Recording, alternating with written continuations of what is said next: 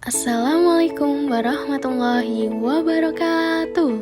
Selamat pagi teman-teman. Bagaimana keadaan teman-teman hari ini? Semoga teman-teman selalu dalam keadaan sehat dan tetap semangat. Kali ini kita akan belajar IPAS bab 5, topik B, daerahku kaya sumber daya. Coba sekarang perhatikan percakapan pada gambar ini. Pasar ini unik ya. Semua yang dijual di sini ini asli dari daerah sini loh. Dan karena dekat juga dengan gunung, daerah kita mudah juga mendapatkan berbagai macam hasil pertanian dan perkebunan. Tahukah kalian bahwa setiap daerah di Indonesia mempunyai ragam bentang alam yang berbeda-beda?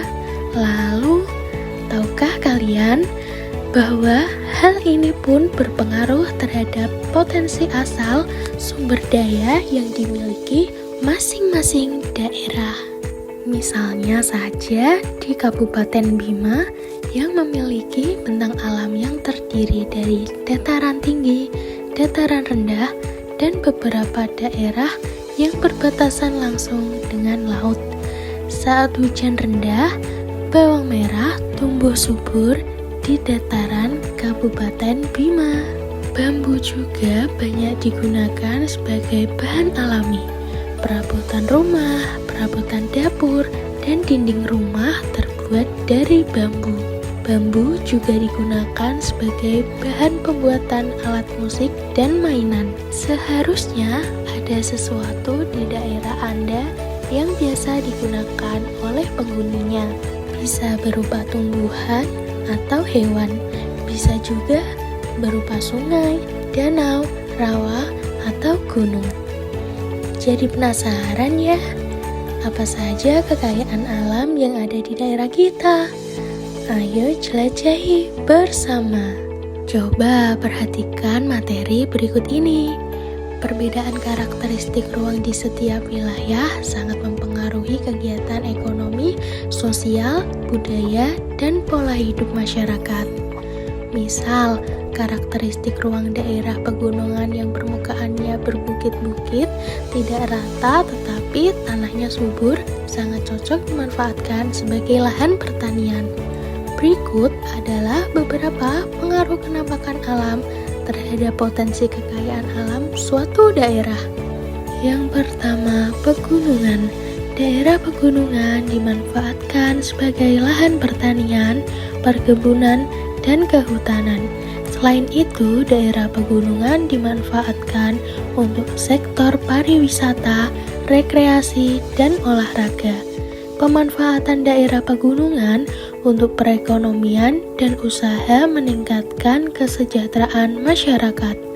Misalnya, Pegunungan Dieng di Jawa Tengah digunakan oleh masyarakat sebagai lahan pertanian kentang.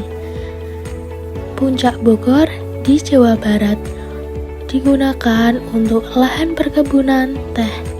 Pegunungan Bromo di Jawa Timur untuk rekreasi, dan Pegunungan Jayawijaya di Papua untuk jalur pendakian dan tambang emas. Yang kedua, dataran rendah. Dataran rendah dimanfaatkan masyarakat untuk lahan pertanian, peternakan, perikanan, perkebunan, perkantoran, industri, perdagangan, dan lain-lain. Pemanfaatan dataran rendah untuk aktivitas perekonomian, misalnya di Karawang, Jawa Barat sebagai pusat industri, di Jakarta untuk pusat perkantoran dan perdagangan, di Semarang, Jawa Tengah untuk perikanan atau tambak, dan Provinsi Riau, Jambi, Sumatera Selatan, di Pulau Sumatera untuk perkebunan kelapa sawit. Yang ketiga, pantai dan laut. Pantai dan laut dimanfaatkan sebagai tempat pariwisata, perikanan, perdagangan, transportasi, olahraga, industri, dan lain-lain. Contoh pemanfaatan pantai untuk kegiatan perekonomian adalah pantai di Pulau Bali untuk pariwisata, perdagangan, dan perhotelan, pantai di selatan Pulau Jawa, di Kebumen menghasilkan sarang burung walet. Pantai di wilayah Pantura Jawa seperti Indramayu, Cirebon, Brebes, dan Tegal untuk perikanan tambak dan air payau. Contoh pemanfaatan wilayah laut, misalnya Selat Bali sebagai jalur transportasi masyarakat dari Pulau Jawa ke Pulau Bali, laut di Kepulauan Natuna atau Kepulauan Riau untuk pertambangan minyak bumi, dan lain-lain. Yang keempat, sungai. Sungai digunakan masyarakat sebagai jalur transportasi, perdagangan, perikanan, olahraga, irigasi, dan PLTA.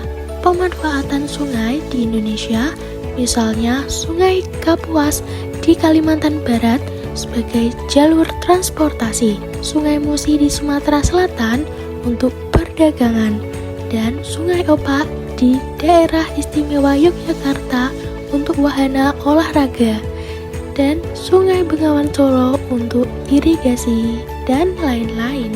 Yang kelima, danau dan waduk.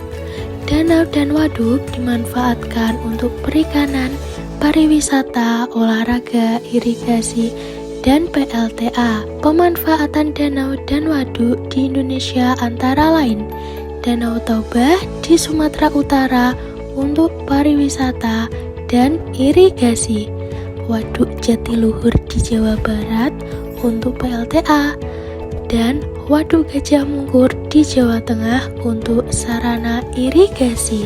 Oke teman-teman, akhirnya materi pada topik B sudah selesai. Sampai bertemu di materi topik selanjutnya.